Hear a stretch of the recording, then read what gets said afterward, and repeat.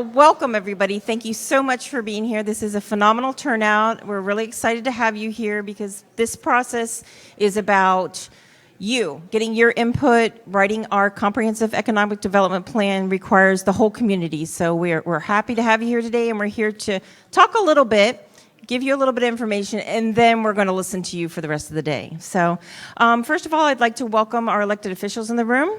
We have Senator Harrell.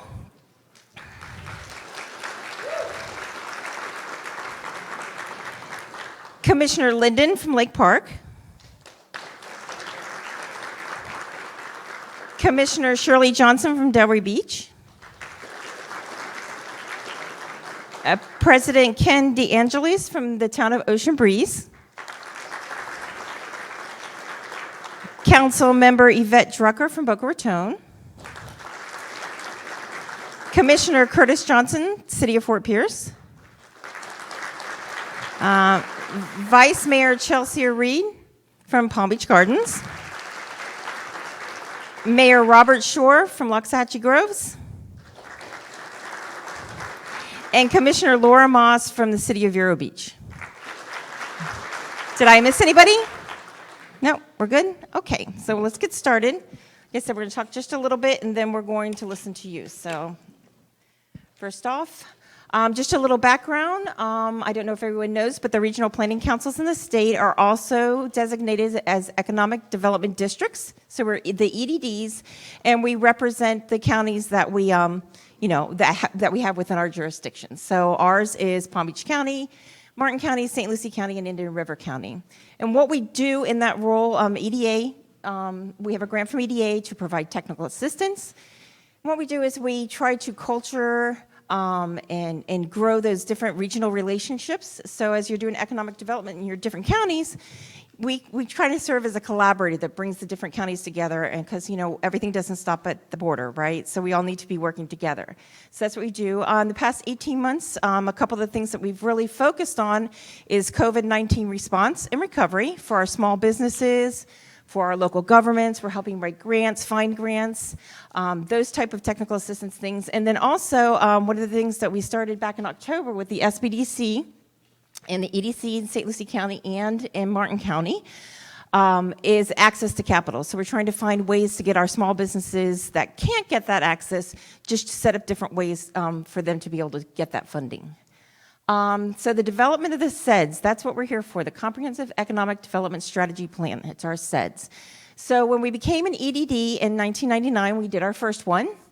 And then since then, it's required that we rewrite it every 5 years. We do updates, and those updates are done. It's a unique plan each year, too, so it looks a little bit different. We're looking at what are those issues at the time, so that so each one's going to be a little different in the way it's done.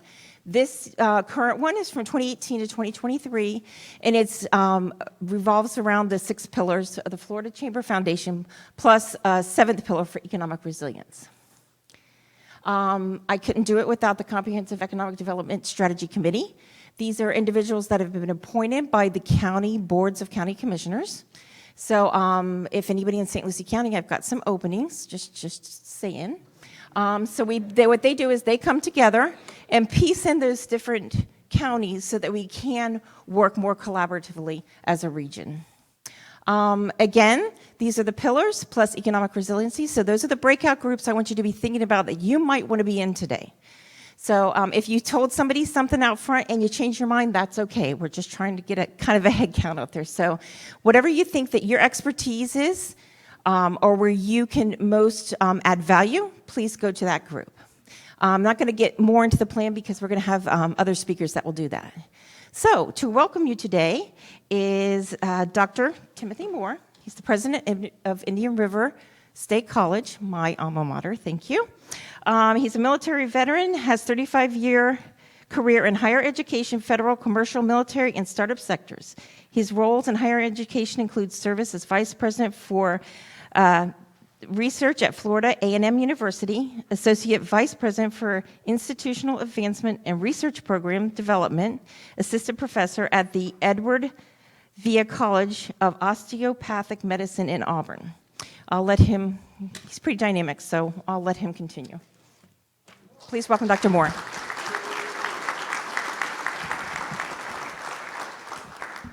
Good morning. All right. Well, it's nice to see so many people in one spot again. Isn't it fun? All right, I'm going to be very brief. Even though we're from the South, my brain works faster than my mouth sometimes, so if I say something does make sense, please raise your hand and stop me. First of all, good morning. I challenge you today. I challenge you. Strategic planning is a drill we go through, and a lot of people say it's not important. Au contraire. Our college is in the middle of a strategic plan. I've limited it to 3 years. Why 3? Anything beyond 36 months is guessing. Second thing we're going to do at the college, we're going to invest in our strategic plan. If you don't put dollars behind the deeds, it doesn't work. It doesn't happen by osmotic. It happens by the process of pushing it forward. All right, workforce, it's evolving. COVID has disrupted our small business sector. It has disrupted our large business sector. Anybody got employment opportunities out there that nobody's applying for? There you go. Here's a couple of facts. 1 million fewer college students today than 2 years ago. 1 million fewer. What the hell happened? COVID. And a sudden realization that maybe I don't need $180,000 worth of debt to get a degree. Maybe I'll just do a gig economy. Maybe my stimulus check's enough to float me while I live on the sofa and eat my Cheetos and play video games. We've got to get those people back off the sofas and back in the classroom. Intellectual awakening is an important process to innovation and so forth going forward and making our economy strong. So one of the things the college did when we looked at this trend was we decided to do a couple of 3 things. As Steve Jobs once said, my colleague here from Michael Heglow, from formerly with Apple, worked with Steve Jobs for 22 years. We're going to invest our way out of this mess. That's what this college is doing. We're going to invest in people. First thing we did was because of Senator Harrell climbed me like a rabid raccoon and told me you're going to do something about nursing in this district or else. We dropped $14 million to double the size of our nursing program, and we're moving it from Port Pierce to Port St. Lucie to make sure we have almost 650 people pursuing nursing degrees within our district. Why is that important? 78% of our graduates stay in this district. 91% stay in the state. The SUS has almost a 60% ejection rate of people leaving the state. The FCS has 91% staying in state. So if we invest in our students, they will stay in our district and change our lives. Second thing, we rolled out a little program called the Promise Program. You graduate from public high school, public charter high school in 2022, enroll full-time in the college, you will get a free AA, tuition-free AA, AS, or AAS degree from us. Why? Because we're going to eliminate any barrier. As long as it's not illegal, immoral, or unethical, we're going to find a way to say yes at this college. Because it is about getting those people in the classroom to change their lives. Why full-time? 85% graduate after 2 years if they're enrolled full-time. What are we going to do with them? We're going to give them tools and resources never on a scale like this ever done by any school in the state of Florida. Everybody who enrolls in our college, anybody who works at our college gets a free Adobe Creative Cloud. Everything Adobe makes in the cloud is free. Faculty, staff, students, free. $4,000 worth of software. Because of that, Wolfram Research came to us. We like this story. Can we be a part of it? They make Mathematica, which is some literacy programs in mathematics, as well as some high-end engineering programs. $10,000 worth of software. Guess what the price is? Free. Faculty, staff, students, free. Because of that, my young colleague, Mr. Heglow, got a phone call from the Bloomberg Group. We're the only college in the state of Florida with a density of 12 Bloomberg-branded terminals. We actually provide certificates for investment training for students while they're getting their other degrees, because we're training our kids to be entrepreneurs. They have to be able to innovate and create. We're the only college in the Florida college system that has a retained patent attorney, free to our students. Get a theme here? Exceptional service, highest quality, greatest touch, lowest cost. 91% of our kids leave this college debt-free. We are no longer going to be a walled garden. Pretty to look at, y'all come when you're ready. We're going to be out and amongst you. This strategic plan is going to be part of our strategic plan. I cannot provide the workforce if I don't know where you're going. Manufacturing is changing. Automation is going forward. My good colleague Pete Tesh over here, he has done a remarkable job up and down I-95. But guess what? What's the next tier? What's the next step? What's the next thing we're going after? Knowledge economy. Knowledge economy, we have more fiber running through our districts because of our legislator and our governor and our leadership's vision 10, 15, 20 years ago. How are we exploiting that? You're getting people running away from California to come to Florida. Silicon Valley is breaking apart and coming to us. What does that look like? Electronic banking for our banking colleagues. What does that look like? I challenge you today. This can be an exercise to say, hey, grip, grin, and do what we did 5 years ago. And if you do that, you failed. You must innovate. You must aspire. You must push us to that ragged edge, because if you don't, we'll lose. World events are going on right now. Food supply is disrupted, fuel supply is disrupted, cost is going up, and so forth. We've got to get people in this game. And what we're going to do for the employers out here, it's no longer 4 years and a bachelor's degree and go look for a job. Those days are done. It's going to be getting a certificate or stackable certificates or a 2-year degree and then going to work. What you must do is provide the culture for these employees. If you capture them and you make them feel part of that team and they grow with you and have loyalty to you, then you must provide them that educational access point to be able to elevate and go forward in your programs. That's the only way you're going to get them. Otherwise, you'll be going after a guy like Pete Tesh and offering a king's ransom to get him. You'll buy him for 2 years and he'll leave you. You hear that, Pete? I'm trying to bump you up on price there, brother, okay? Try him. Veterans. The college has made a declared effort to go after our veteran population. I'm a vet. It's very personal to me. I am sick of higher education where they go, well, we're for veterans. Where's your veteran center? Around the corner in the back by the bathroom. Really? That's an insult. Front and center. We're going after them front and center. We open up our Pruitt campus with our Veteran Center, one of only 16 in the nation funded by the U.S. Department of Education. We're going to do this at every campus. Child development. Child development is absolutely essential to the launch of good human beings. So we're not going to have it just on the Fort Pierce campus. We're going to push it out all through our district. All Cardinal campuses will have a child development center to provide that free or low-cost advantage launch point for these young people in the VPK programs. Not to compete, but to complement what's out there in the marketplace. Workforce. We're the only college in this system. We're 10 years ahead of everybody else because of Senator Harrell's leadership with regard to the Advanced Workforce Complex, named after Mr. Eastman, who was very generous with us. An MIT graduate, no affiliation with the college, heard our story, dropped a check for $2 million and said, I want to be a part of this. What is it doing? It's taking the vocational arts and putting them in state-of-the-art facilities, as opposed to the medieval dungeon they work in right now.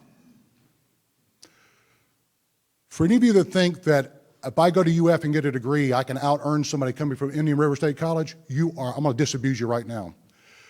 The Audi dealership in Palm Beach came to me. We have 25 bays for service, 7 mechanics. What's the wage? $150,000 a year for the mechanics. You can eat off the shop floor. It's not Jiffy Lube, folks. What you're driving to work every day is a rolling computer.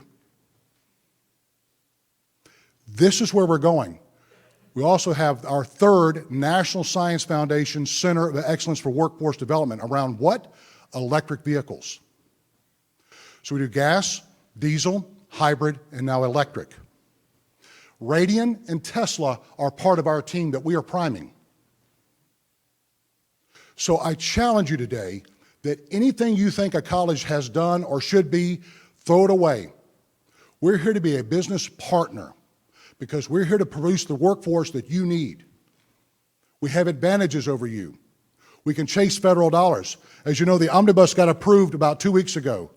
There's $2.25 trillion in the pipeline. It's our money. We will partner with you to go get it. Woman-owned, 8A small business, disadvantaged. Think about it. Port St. Lucie. Cleveland Clinic's dropping $1 billion into Port St. Lucie over the next decade. $1 billion. To do what? Anybody know? Anybody? Human clinical research. What does that mean, Marshall says? Therapeutics, vaccines, adjuvant therapies, new ways to sustain our lives going forward. Where's that money going to come from? Biomedical advanced research development activity. I had their first grant in 2004 for a vaccine program at Auburn University. These are specifically targeted to women-owned and minority-owned biotech businesses. Are you thinking about that today? You're not looking at a pharma plant. You can do biotech in a garage now. You need to think about where we're going. Technology is exploding around us, and we've got to be very aggressive. Last part. Alex, would you stand up? Casey, would you stand up? Michael, would you stand up, please? Please. Michael Hegelo is my Executive Vice President for Strategic Initiatives. He's also running my foundation. Alex Anzalone is my Campus President here in Stewart. And Casey Lunsford is my outgoing, I won't say the Q word today, quitter. He is retiring. Campus President of Vero Beach, Mueller Campus. Yes, sir, yeah. It's hashtag quitter, I'm sorry. No, he served with us with distinction. He's done a great job. We're sorry to lose him, but there's an asset that's going to go in this community to continue to give back. These are the folks you should reach out to. You don't have to schedule an appointment with me. I've empowered my team to make decisions on my behalf. Why? Because that's how business operates. I'm not going to be the rate limiting step. Last part. I welcome the opportunity to work with you and work for you. Our college works for you. Do not think about it the other way around. We're here to work for you. We have 3 points of true north: mission, students, and community. Our mission is we take anybody from anywhere. We've had homeless, living in their cars, food insecure, don't have child care, mama died, had a flat tire. If it's not illegal, immoral, and ethical, we will find a way to say yes and put cash in that kid's hand to get them to go to school. Because their God-given ability is not going to be stopped by a few $100. Second, because our kids come from different places, they need that high-touch, high-concierge feel around them. We want them to have that index of belonging. This is where it begins. That's what this college will do for them. And if we change that student, then by God, we change the communities in which we live, because they all stay here. This is an important time in our state. It's an important time in our district. It's an important time in our nation. We welcome what you bring to us. We're wanting to see what your products are so we can begin to map our strategic plan against your strategic plan and make this a home run for all of us. Thank you so much. Welcome. We're glad you're here today.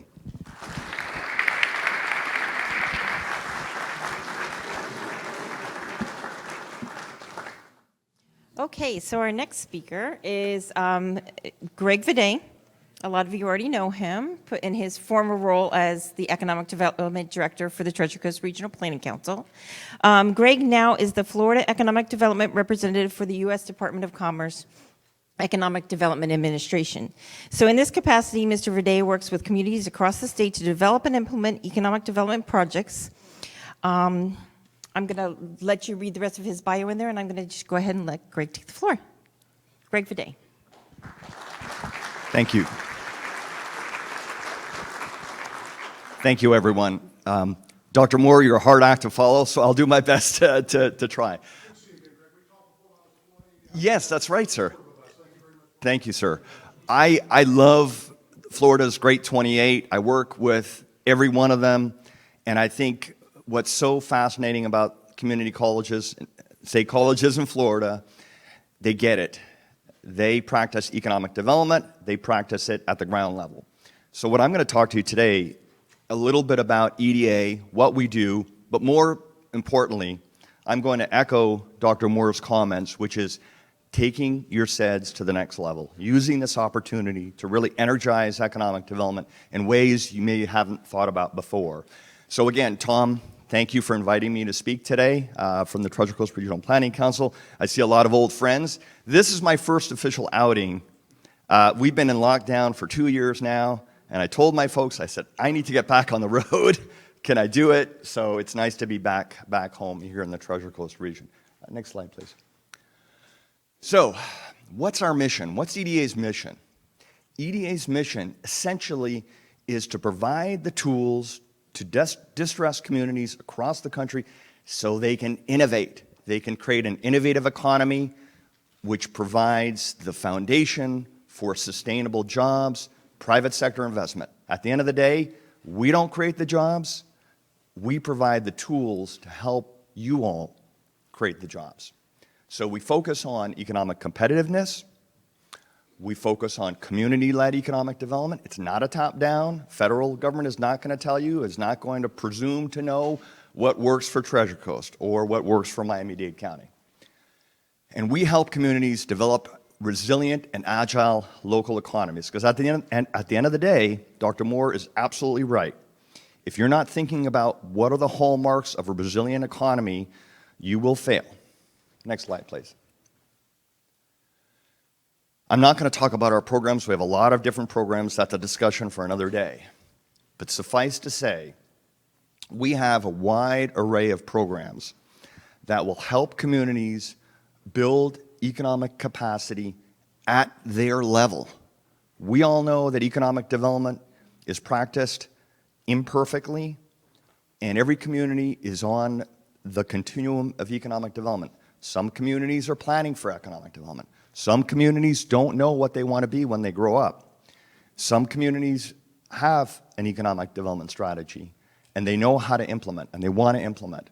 Our suite of tools are designed to help communities where they are in their trajectory of economic development. Next slide, please. At the end of the day, if you don't hear anything from what I'm saying today, all I want to leave with you is, we consider our grants investments, because that's the mindset of EDA. We want our investments to bring a return on investment in terms of jobs and private sector investment. That's how we look at it. And that's how we rank competitiveness from our mission. Next slide, please. So why are we here today? You folks are embarking on rewriting the comprehensive economic development strategy. Now, I'll stress the word comprehensive. What does that mean? You folks are dealing in the Treasure Coast with a host of issues. Skills gaps, affordable housing, lack of diversity. But the planning process here today, as evidenced by everyone participating here today, gives hope to the notion that you can come together, figure out what the strengths and opportunities are in this regional economy, and optimize those possibilities. Next slide, please. Actually, hit it one more time, Steph. In your Seds plan, you folks, the Regional Planning Council has put together a set of regional assets. Why is that important to EDA? Now you can hit the next slide, please. At EDA, what we say is we recognize that each region in Florida and in the country is different and is arrayed with a unique set of resources: human capital, natural resources, built resources. And Treasure Coast Regional Planning Council is at the forefront of putting together, as evidenced by this diagram, of this unique set of educational facilities, research facilities, biotech facilities, transportation, and high-tech infrastructure. That doesn't mean the story's over. The story is just beginning.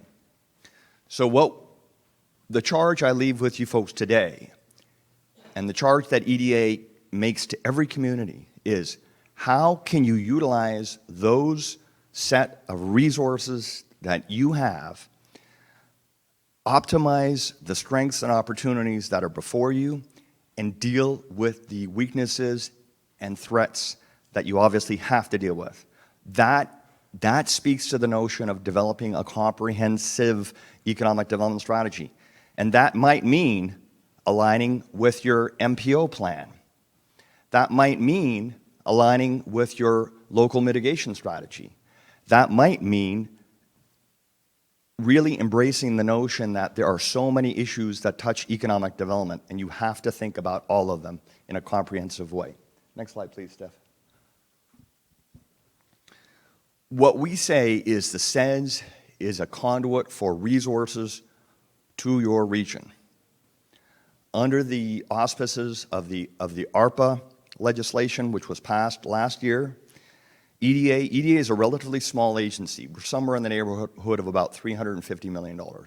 But under the auspices of ARPA legislation, EDA was allocated $3 billion to help generate the conditions for economic development across the country, and we're in the midst of getting those dollars out by September 30th of 2022. We literally are working at breakneck speed to deploy those resources as quickly as possible. We don't fool around. You've got a project that's competitive, and you get it into us, we are going to review that as quickly as we can. Next slide, please. So, I started by saying, take your Seds to the next level. The National Association of Development Organizations, Tom, are you folks members of NATO? Yes, you are. They do a great job of demonstrating best practices for Seds, or Comprehensive Economic Development Strategies. I encourage you all to look at their website. Steph, you can just go ahead and hit each one of these things. Thank you. So what some communities have done is they've addressed a number of important issues because they feel these are important issues that will underpin solid economic development planning, equity and inclusion. We need to make economies inclusive. We need to bring everyone to the table. We need to concentrate on resiliency and recovery planning. We've been hit by COVID. I've been locked down for 2 years, as many of my colleagues have, whether at Washington or here, and we're just getting out now, out from under our holes, so to speak. Think about data and mapping. Data and mapping and analysis is very important. We need to know what we have, right? You can't develop a solid economic foundation unless you know what you have. I talked about plan alignment and integration. There are so many things going on, and I applaud Dr. Moore for making the case that the college's strategic plan should fold into the Regional Planning Council Seds and all the other initiatives that you folks are currently focused on. Think about the format of your Seds. Is it a document which is approachable? Can the public understand it? If it's filled with a lot of jargony, gobbledygook, no one is going to read it. It's going to sit on the shelf. I've been an urban planner before I came to EDA for many years, and I don't like writing plans that sit on the shelf. I want to write a plan that's impactful, that's easily digestible, and can provide a roadmap for action. Many communities are now developing, along with a hard copy of their Seds document, they're going digital. In fact, a couple of regional planning councils now have not only gone digital, they've put their Seds online, but they're creating a dashboard. So now you know where your economic development projects are going. They can tell you where they're funded, they can tell you what location, they can characterize it by what type of funding. Research, workforce, revolving loan fund, all of those different things are within the capacity of this Regional Planning Council. And the last slide is my contact information. Please reach out to me. I'm here. I travel the state. I want to get back on the road and see everyone. I'm so thankful to be here today. And again, thank you for the invitation. Thank you for the opportunity to speak. Thank you. David Gillespie, Executive Vice President of the Florida Chamber Foundation, is with us here today. He's a retired U.S. Air Force Lieutenant Colonel, and he serves as the Executive Vice President of the Florida Chamber Foundation. In this role, David leads the Florida Chamber Foundation, its work to secure Florida's future through the management and execution of the 6 Pillars Framework and 39 goals of the Florida 2030 Blueprint. This includes coordinating key stakeholders to help achieve the Blueprint's mission of making Florida a top 10 regional economy by 2030. So Mr. Gillespie. Okay, thank you very much. Happy to be here. I tell you what, Stephanie, I want a recording, if you don't mind, of Dr. Moore's motivational speech there. And if anybody's got a bobblehead doll of Dr. Moore, I want that as well, because as I go around the state, I'm going to put him right there, and then I'm going to play some sound bites, because he teed up many points that in far better way than I ever can articulate, the points that we're going to make here in the presentation. Very pleased, very honored, very privileged to be here on behalf of Mark Wilson, President and CEO of the Florida Chamber Foundation, as well as all the men and women who are part of the Florida Chamber enterprise. So thank you for having me down here.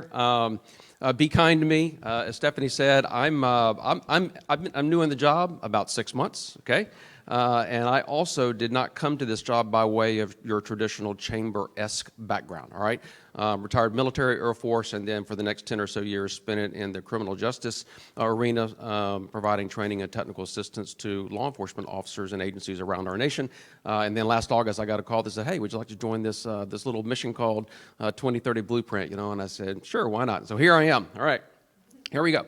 Let's get started. I've got a lot of slides to get through. I'm intentionally going to do a touch and go quickly on some of these. There's just simply not enough time for me to do a deep dive in each, but I did that because when you access these the slides later, if there's any point or any questions or comments that you have, I want you to have it. I want you to reach out to me, or the team would be more than happy to provide that information. Okay, let's get started here.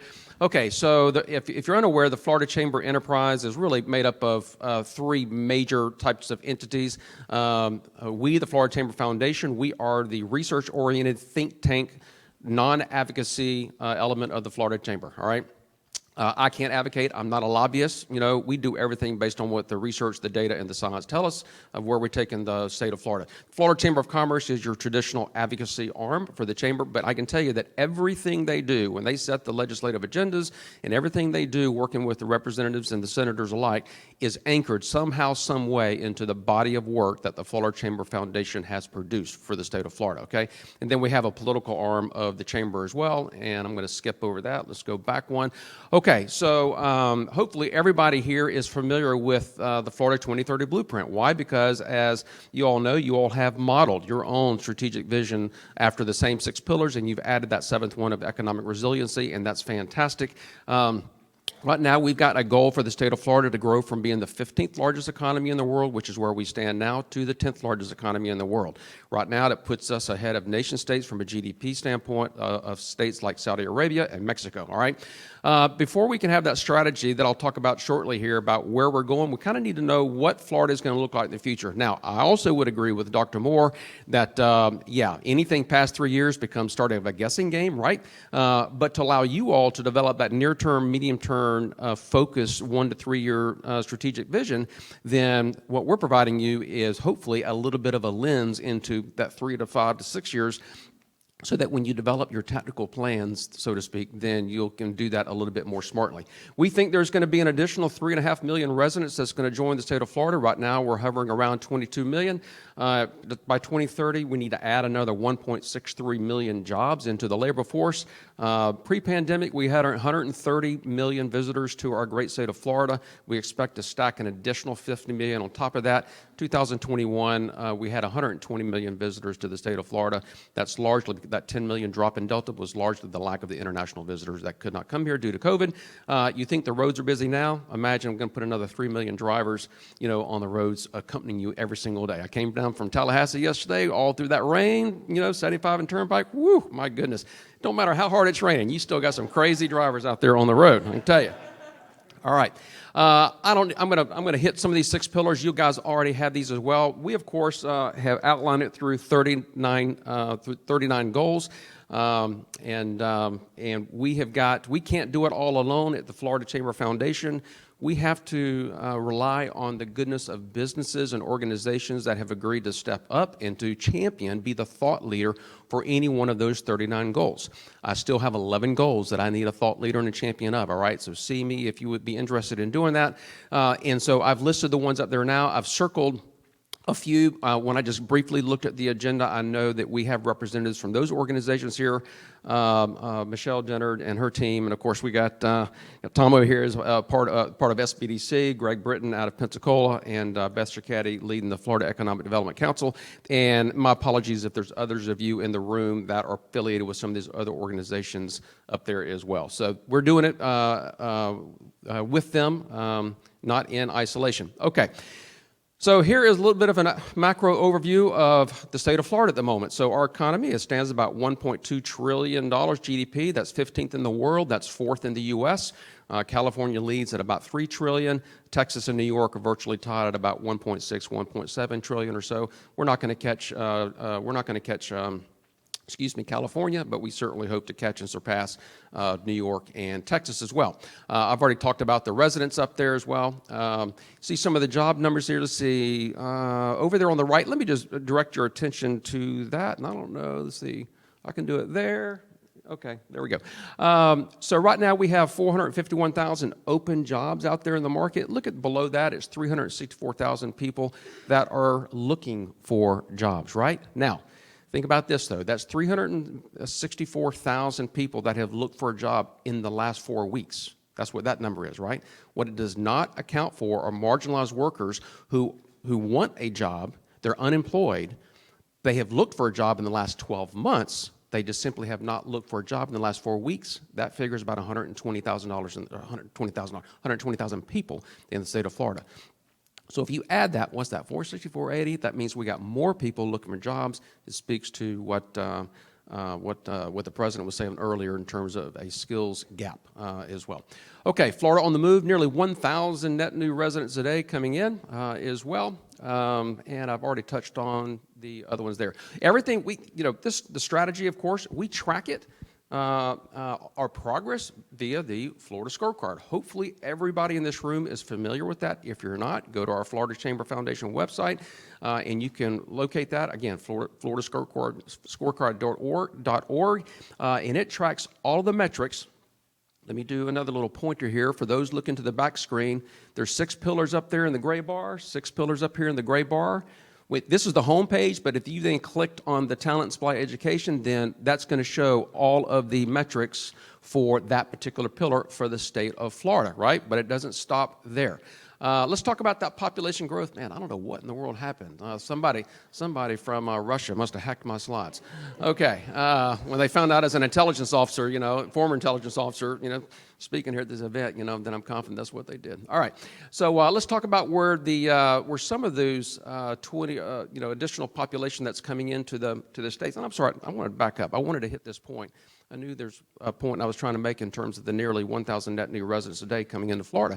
That being that Florida, and they recently announced this, Florida, we had more deaths in 2000, from July 2020 to July 21, we had more deaths than births in the state of Florida. 45,000 more in deaths due to COVID. But guess what? And that put Florida ranked last in terms of that statistic. But Florida ranked first during the same time period when it comes to net population gain. That's because we had about 270,000 people, I think it was, that moved, domestic migration, immigration moved to become permanent residents of the state of Florida, okay? So we actually grew more in population, which puts us first in that category, ironically enough. Okay, so where are some of that migration going to? This is based off the UF's Bieber analysis that was just released in February 2022. Palm Beach, you're going to be the recipient between now and 2030 of forecasted an additional 281,000 folks, okay? That puts you squarely in the top 5. If you live in one of those 10 counties there, which only Palm Beach on the left, that's 81% projected population growth between now and 2030. There's the top growth rates. St. Lucie comes in at 30% by 2030. And then I have put there in the blue box there, you can see the additional population increases for each of your counties. Again, this is by 2030, growth rates as well. So something to think about, and you can find all of that on our scorecard right here. So let me show you this. So at the scorecard, this is for the people looking at the back of the room. You can select a county there, right here. You select a county, and it then brings you to your own individual county metrics. Once again, you get to your county, you then go across each of these 6 pillars, okay, and you can dive even deeper. Encourage you to do that. So when you look there, then you can also, I'm going to do this for the people looking in the back, there's the future cast for each of the counties, and these little blue box right there, and it will bring up how many net new jobs you need to add to your job in your labor force for your county, along with the population range by 2030. So I encourage you guys to think about that and bake that in. All right, that's that was for what, Indian River and St. Lucie, and Martin County and Palm Beach. Give you about 5 seconds to look at that. Again, you can download these slides at, hopefully it's going to show up on the last slide. And Stephanie will make these available if we need to that way as well. Okay, we provide, and this is for the Chambers of Commerce and Economic Development folks here in the rooms. Listen, we're happy to provide you a customized link for your web page that will draw scorecard data for your county to your web page. So in other words, if you want an end user to come to your county's web page and to kind of stay in that user experience, we'll send you a customized link. And in this case, if a person hits the chamber for Volusia County, for example, they see that, and then if they click on the bottom there, that's for people in the back of the room, right there, they click there, it will open up a separate tab, and it will take them then to the county scorecard on our website, okay, but they can also stay within, that. So keep that in mind. We'd love to send you that quick and easy link, easy enough to do. Okay, as of January, Florida has now surpassed. We have gained back all of the jobs that we lost pre-pandemic. That's good. So we've got roughly about 10.5 million in the labor force. That includes seasonal agricultural. When you take that out, it's at about 9 million, as you can see there. If you're curious about industry recovery, from a statewide standpoint, again, we have now grown an additional 88,000 in terms of all industry, but you can see leisure and hospitality, which is certainly a big part of the Treasure Coast, is still trailing, but I would expect over the next quarter or so, we think that those numbers will improve as well. But those are the industries. Let's go here. Let's talk about unemployment briefly. So, yeah, state of Florida, 3.5% unemployment. Woohoo, yeah, right? Okay, look at what I've circled there. Average weeks of unemployment. Right now, it stands at 30 weeks, okay? So what is that? 4, 7, that's 7 months, right? That is up from, where does I see it? That's up from 17, that's 4 months, right? So in the last year, it's, we're now at 7 months of unemployment. Why does that matter?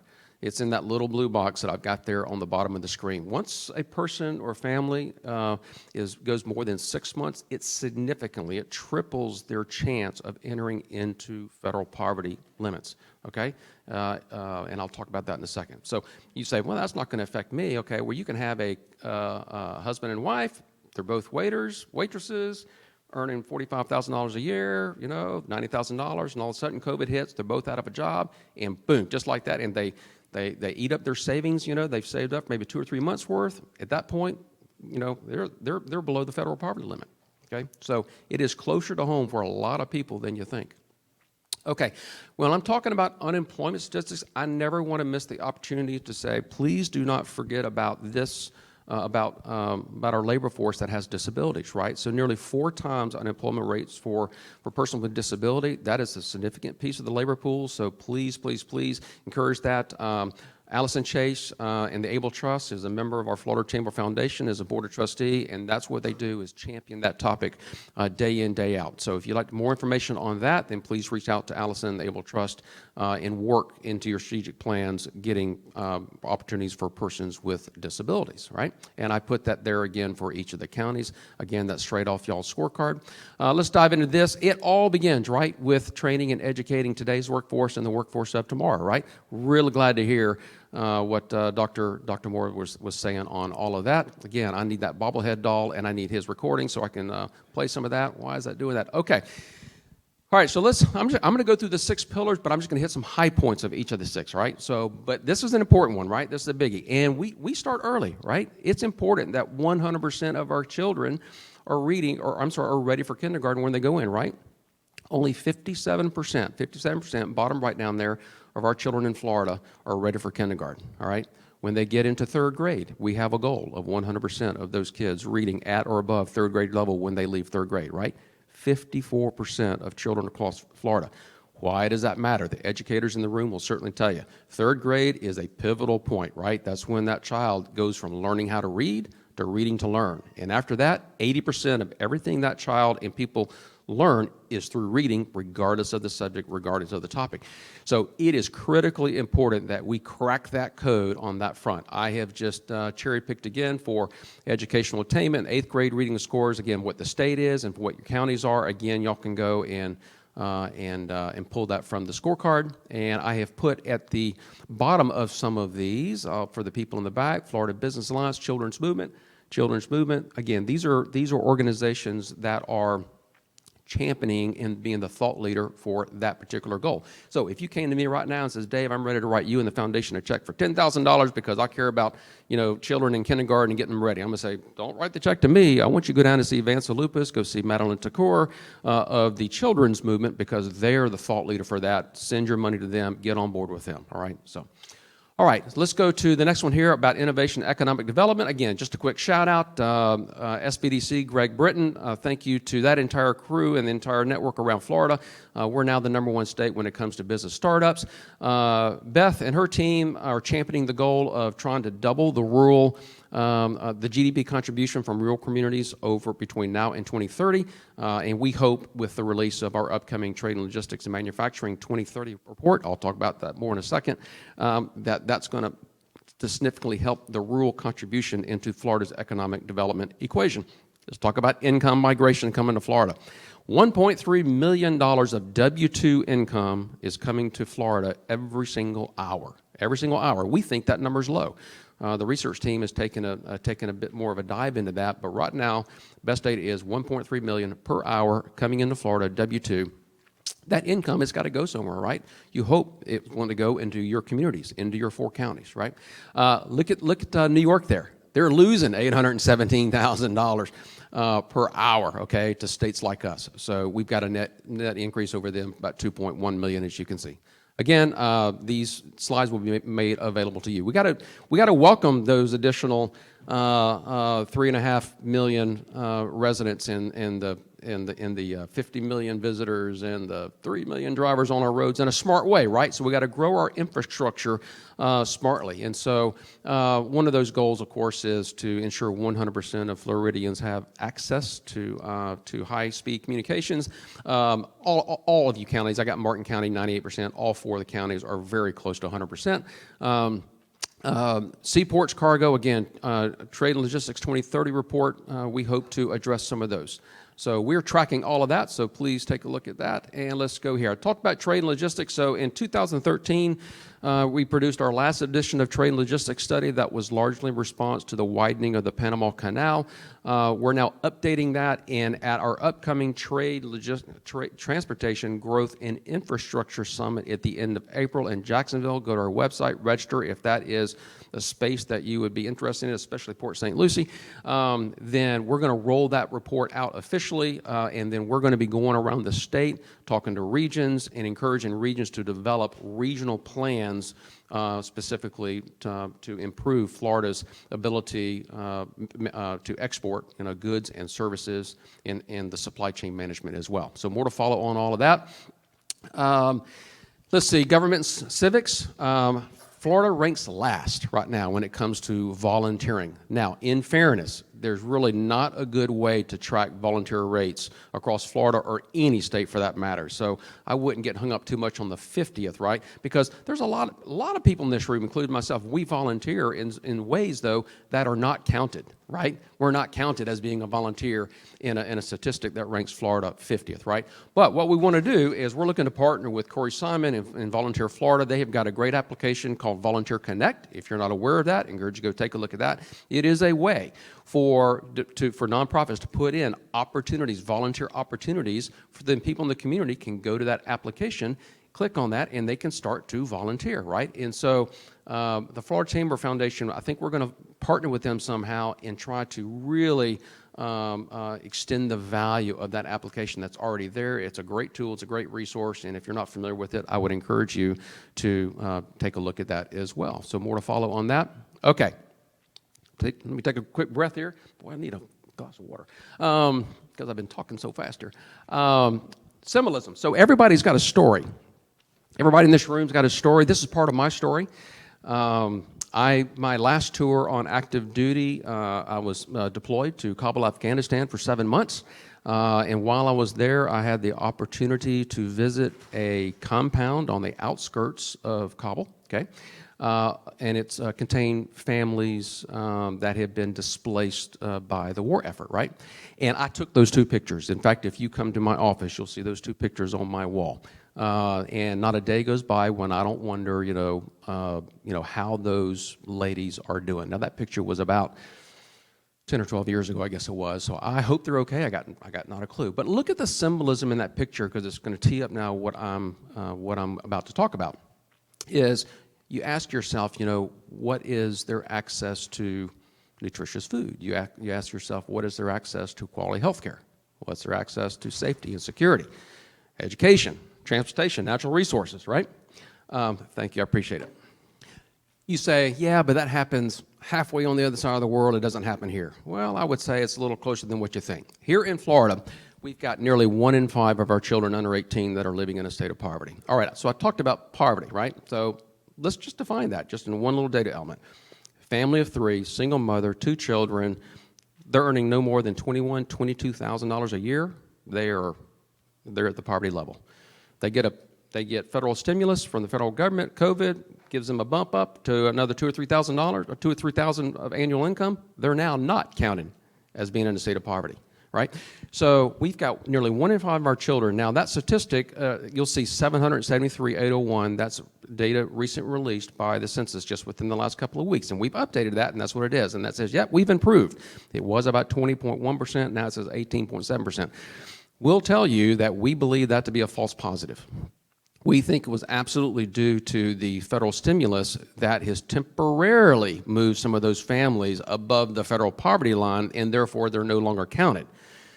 Invite me back in 4 or 5 years, okay, when you redo this plan, and we'll see where we're at. Now, I hope that number has gone down in a big way in 4 to 5 years because of our systemic efforts in our communities now to address the actual issue of childhood poverty and everything that impacts that, right?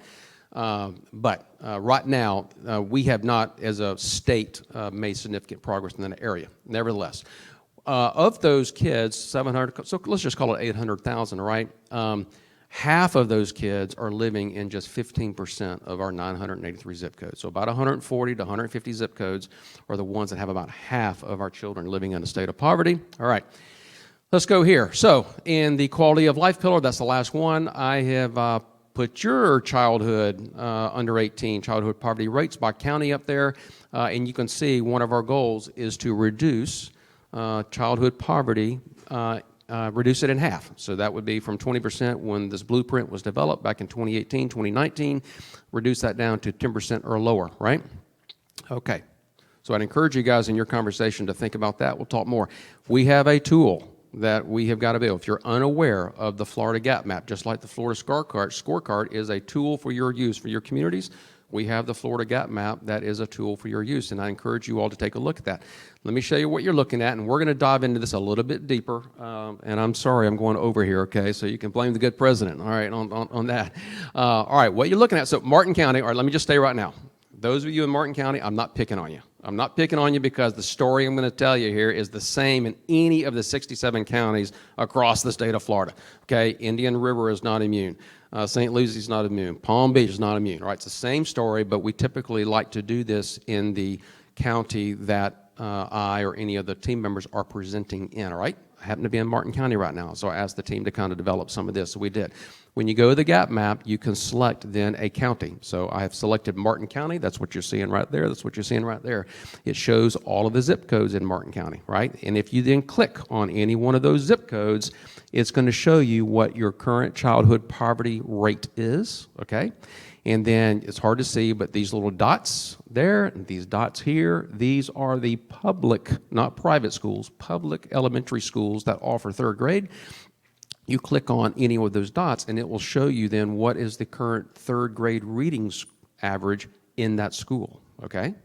All right, so it starts to become town. So this is now starts to say, what are the challenges? Let's take this now. Let's peel that onion back one more layer. Let's go now into it. I've cherry-picked now a couple of adjacent zip codes here of where we stand, just a few miles away from where we're all sitting right now, right? 990, 956.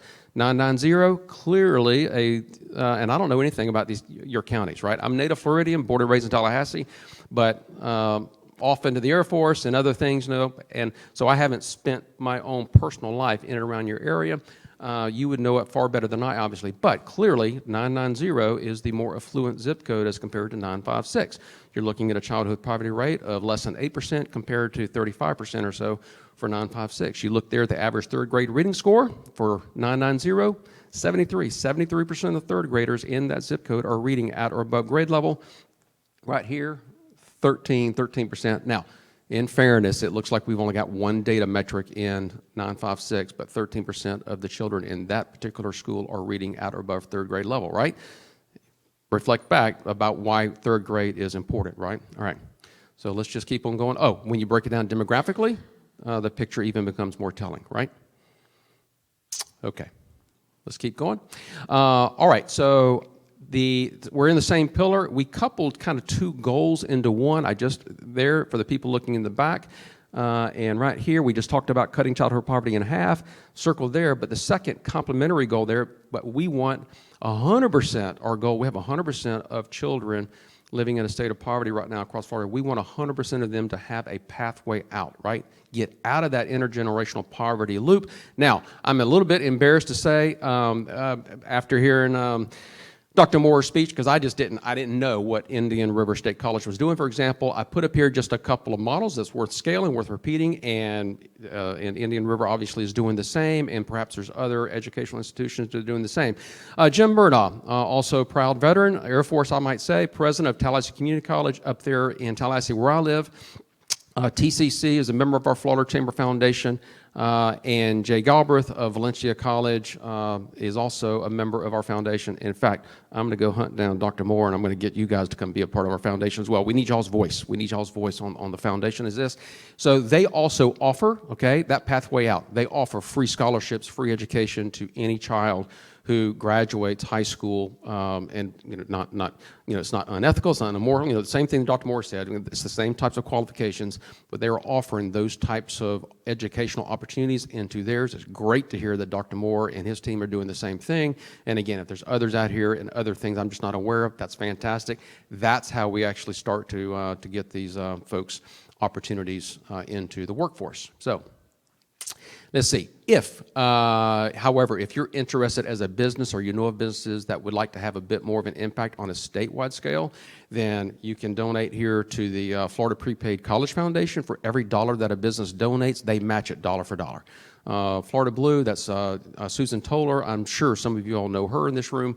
She represents the the Florida Blue Foundation, and they are also on the Florida Chamber Foundation, and she's my current chair for the Board of Trustees. And they recently gave $50,000 to the Florida Prepaid College Foundation, so I put that up there as well. So I would encourage you all to do that if you're so inclined. I think I missed a slide there. Maybe no. Oh, here's what I want. Oh, I did miss a slide. Right there. Okay. So what this says here is kind of hard to read. It says also that we have a goal of less than 10% of Florida residents living in housing cost burden households. That's what that says in the ellipse. And I've put up the stats for each of your counties. They're very similar across the board. Let me show you what this is right here. This is for the people looking at the front screen. That says 30%. Down here it says 50%. For people looking in the back, that says 30%, 50%. What does that mean? That means, and I'm just looking at Indian River here, that says that all of you all counties, you got more than 50% of your residents are spending more than 30% on housing cost. The one on the bottom down there is the 25% kind of across the board. Palm Beach, you're at 30%. Palm Beach, you got a number of people who are living beyond their means on housing. They're spending more than 50% of their income on housing-related costs, right? That presents a problem. Okay. All right, at the Florida Chamber, we really believe in this concept, and I want to talk about this, and that is that everyone should have an equal opportunity at earned success. That is absolutely different than the belief that everyone is entitled to equal outcomes, right? So everyone should have an equal opportunity at earned success.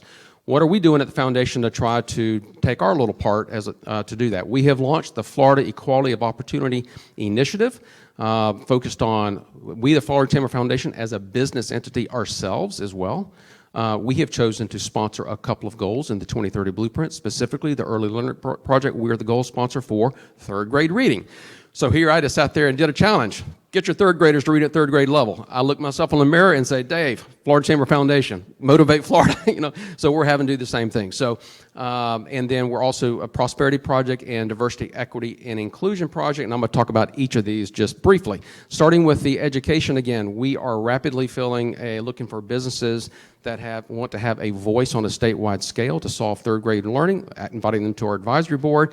I'm going to do some shameless plugs here. If any business out there, whether it's in this room or anyone else, have got an interest in early learning, third grade reading, and you want to have a voice on a state scale, come talk to me and we'll get you involved. Why does that matter? I'm going to sound like a broken record. Because everyone should have an equal opportunity at earned success, right? Our children, if they're not reading at third grade level and it's not setting them up for success the rest of their educational, we are failing them and we're not going to give them an equal opportunity at earned success. Let's talk about prosperity. We have launched a prosperity initiative as well. That's because we are also sponsoring that goal of wanting to reduce childhood poverty in half by 2030 and ensuring that every child has a pathway out, right? So we're sponsoring that, same thing. If your business, your organization has a very deep vested interest in having a voice on a statewide scale when it comes to the poverty to prosperity front, please come see me. We'd love to have you as a part of that effort. We are member driven. We can't do it without the support of businesses and the communities around. Why is this important? Broken record time, because oh man, I got ahead of myself. Let me go here first. We've also developed the 10 root causes of poverty. You can almost think of these as in 10 areas that children in these zip codes have a lack of access to. So they have a lack of access to child and family care. They have a lack of access to food security. Maybe there is a food desert, right? Lack of access to transportation, qualified health plans, and housing, and so on and so forth, right? So all of those things contribute to impoverished zip codes in children and families living in a state of poverty, right? Imagine that. So here I've just showed you the gap map, and I got just a couple of data points on every zip code, right? I've got data point of childhood poverty, and I got third grade reading, right? Imagine if we then can map the challenges of all of those 10 root causes to every single zip code, right? Imagine you could do that. Then you start to really dive in. All right, Martin County, I'm going to pick on you again, but the story is the same everywhere else. Right here, I have just done, once again, I had the team do zip code 990-956. You get into this, and now the story starts to become a little bit more evident.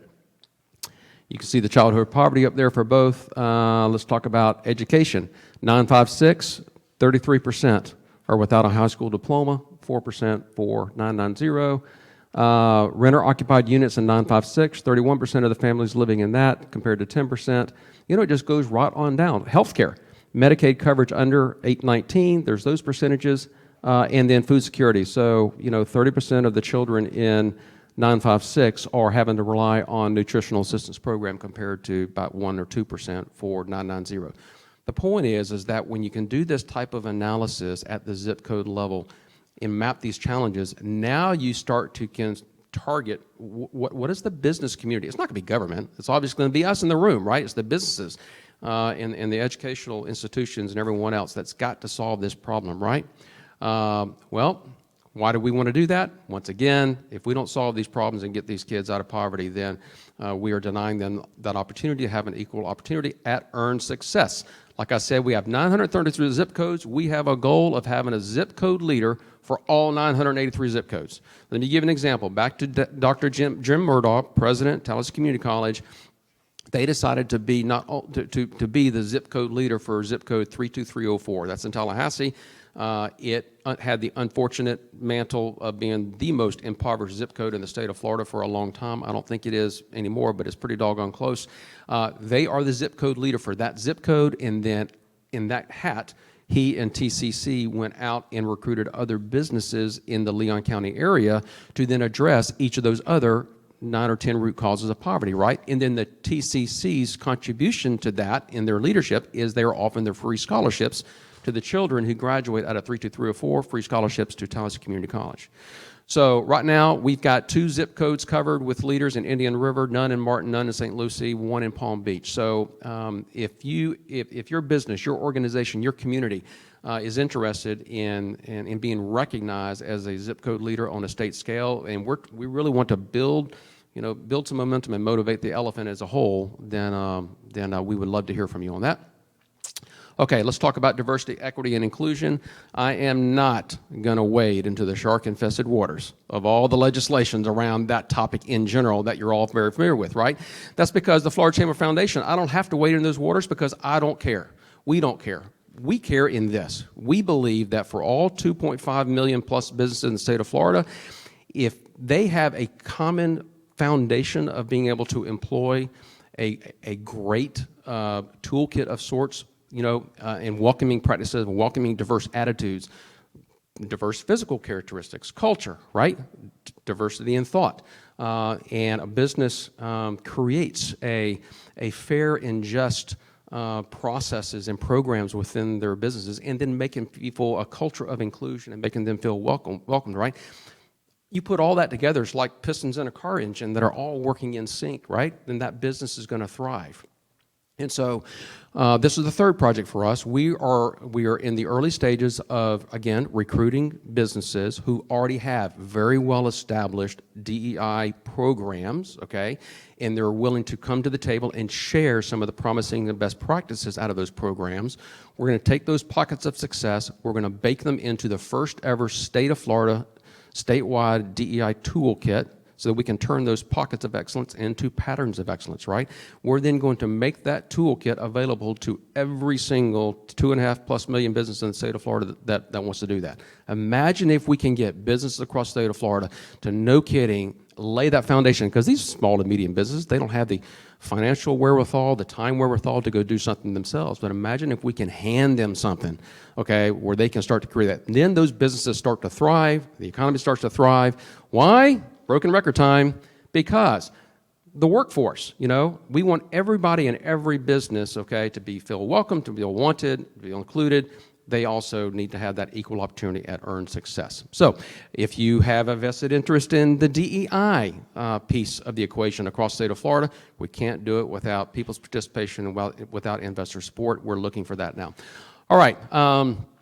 Let's go here real quick. The latest research, we do lots of other research as well. We did a COVID impact study. We're going to be releasing that soon, as well as a Florida workforce needs study was released in July 2021. Boy, I'm going to quickly try to speed through this, Stephanie. I'm sorry.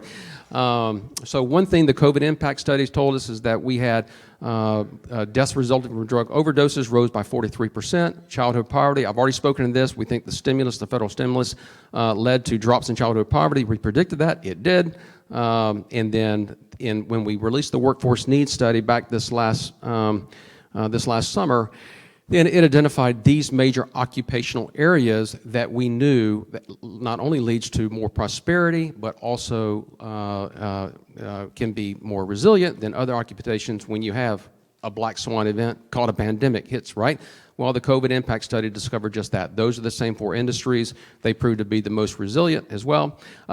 As a part of that effort, we launched a workforce survey, all right? And one of the things we asked businesses, and 70% of the businesses, we asked them, are you aware of already existing state and federal programs to help train your programs? Nearly 70% said, nope, not aware. There's programs out there. I'm just going to show you one. Florida Department of Economic Opportunity. If your business and your community is weak, which we're getting a lot of that in the survey responses as well, or has a high demand of soft skills and foundational employability skills, then there's a program right here, free of charge by DEO. Speak to Tiffany Voss and that program, and you can get access to that for businesses. All right, we have launched the next phase of the workforce needs. We're calling this Workforce Needs Study 2.0. Please take a picture of this slide, or when the presentation is made available to you, then there's a little QR code down there at the bottom, all right? That survey is open in the market right now. We're going to have to shut it down in about 3 weeks probably.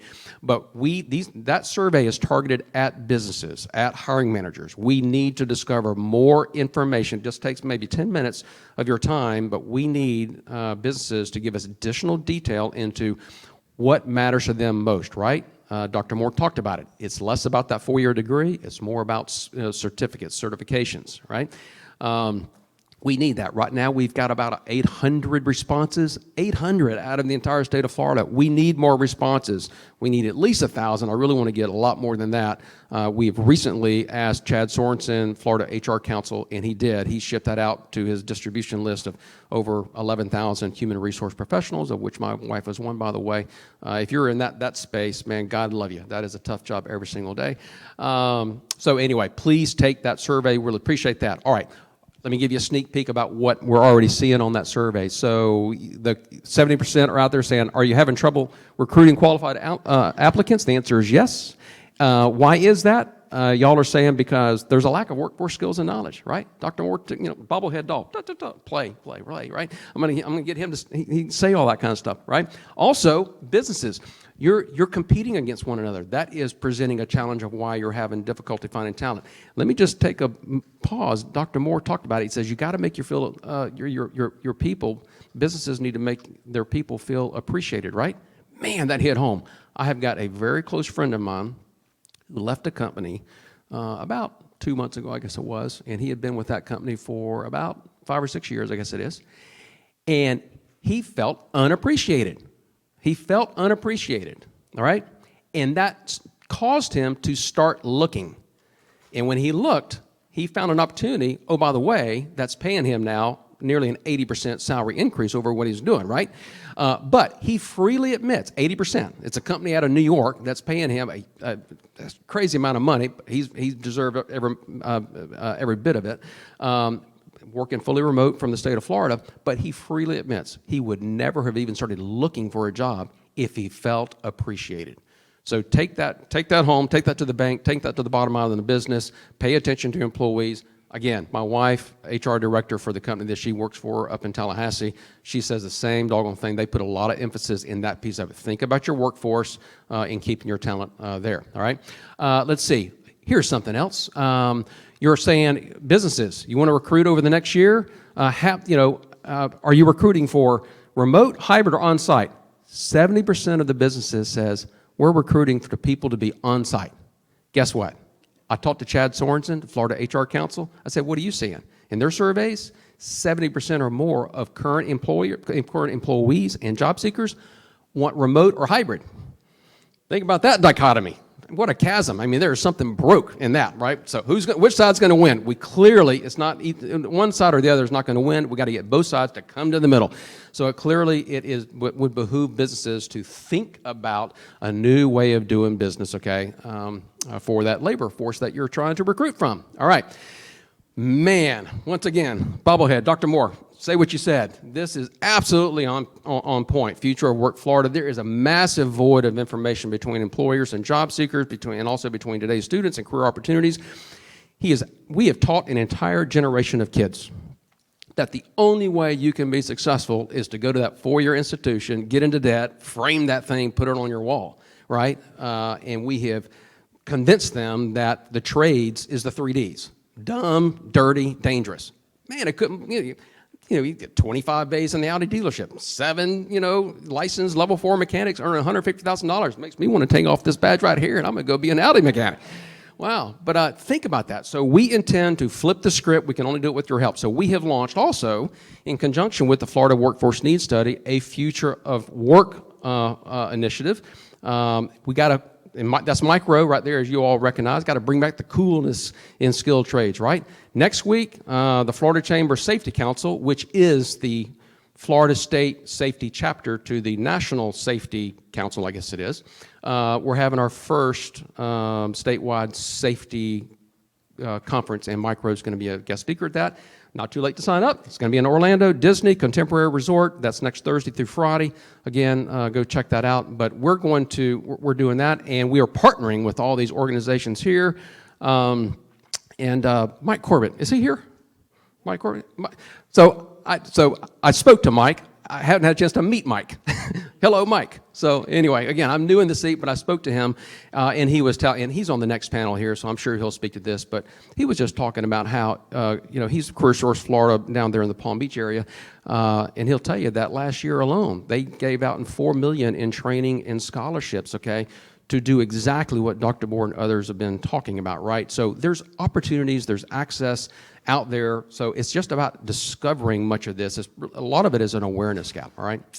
All right, we're getting close to the end, folks. If you want to stay plugged into this conversation, everything I've been talking about some way, somehow, we put on 6 solution summits kind of aligned against each of the pillars, all right, a year. We got the Transportation Growth Infrastructure Summit coming up into April. That's the official rollout of the Trade, Logistics, and Manufacturing 2030 report.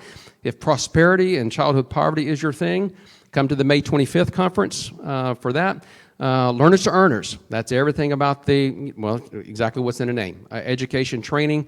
Love to have you at that conference coming up in June. We're gonna then put on the first, for us, it's gonna be the first Technology and Innovation Solutions Summit. And we are actually, I need to get up with Dr. Moore and others from the university and college system. We really want to highlight innovative practices in R&D that's happening across the state, and we want to start that conversation very short order with the university, the college, technical training institutions, and so I'd like to get y'all's voice on that. And then our Super Bowl event every year in October is the Future of Florida Forum. This last October, we put about 80 speakers through the stage in about a day and a half. Didn't even let people take breaks, okay? And we had 3 of the 4 cabinet members speak, including the governor, and lots of other who's who on topics. So if you've never been to that in particular, that's a wonderful event. It's a great opportunity, and encourage you to attend that. My call to action is this. Please take that survey. Please use the scorecard to your benefit. We didn't create it for our benefit. We created it for your benefit, right? So please do that. The gap map, that is absolutely there as well. And number one, before you get involved with us, the Chamber Foundation for statewide, love to have you. But first, make sure, by virtue of you being here, you already are. Be involved with your local chambers, be a member of your local chambers, your economic development community, so on and so forth. But if businesses, if you've got the wherewithal and want to be involved on a state scale, we really need your voice and really could use you on the team. And we can't do it. We got a lot of people that participate. These 12 in particular are community development partners for us, and they really help us move the needle. So some of you in this room are affiliated with some of those organizations. Thank you very much. And if you are with a business that would like to be included on that, once again, reach out to me. Lots of ways, you can study this later, lots of ways to be involved with the Florida Chamber Foundation. And there you have it. We're all about trying to drive momentum with metrics and research that matter. We're trying to take the guessing out, taking the guessing out to 2030, make that picture a little bit more clearer so that when you all do what you're doing for this day and redeveloping and updating your 5-year plan, hopefully you're going to be able to do that in a smarter way. I skipped over, and man, it's a major point. Let me just take this opportunity to say right there. So back to that gap map, and I missed this. I'm right here, right there, gap map. And I talked about imagine if we could build out the 10 root causes and the challenges of poverty in all zip codes. We plan to do that. We are planning to do that on all 983 zip codes. Once again, looking for investors to make that happen, but we got a plan. We're ready to make that happen. But we are wanting to build out the challenges for all 983. We then, next phase, we're going to map opportunities to address those challenges. Next phase is then go out and into the communities and vet service providers, qualified service providers, to address the opportunities, which will meet the challenges. We can start moving the needle, folks. We really can. If you want to be involved on that effort, which is a big one for us, then please reach out to us. We'd love to have your voice in the equation. All right.